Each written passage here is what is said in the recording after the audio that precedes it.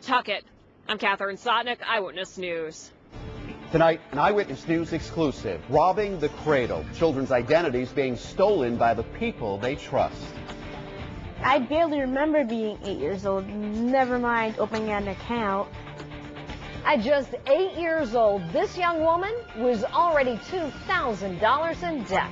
Just months ago, Eyewitness News exposed a growing problem, children becoming targets for identity thieves. And often, the person preying on these innocent kids is a parent, close relative. Now only on Eyewitness News, Susan Hogan reveals how our report is leading to action.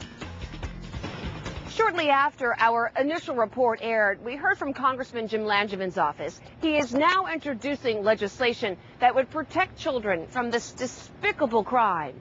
We also heard from 3 young women who were ready to tell us their stories. When I was younger, I remember getting bills in my name.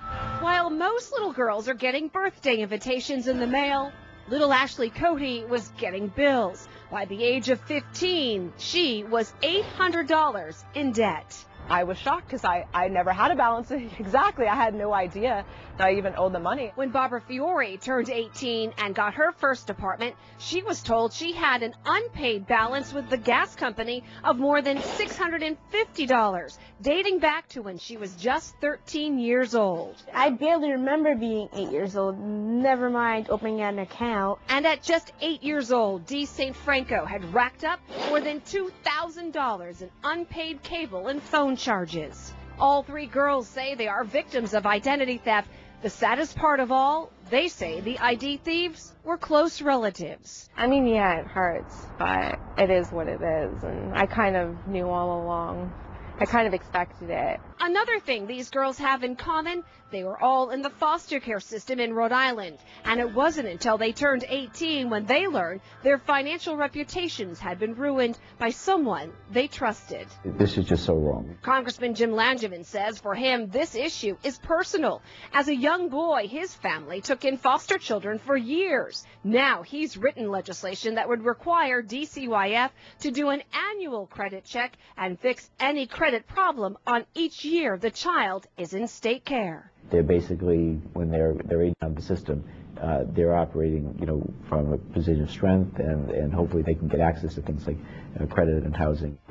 But identity theft abuses goes beyond children in foster care. In fact, according to the Federal Trade Commission, they've noticed a disturbing trend. Parents whose own credit is in ruins, robbing the cradle, stealing the identities of their own children.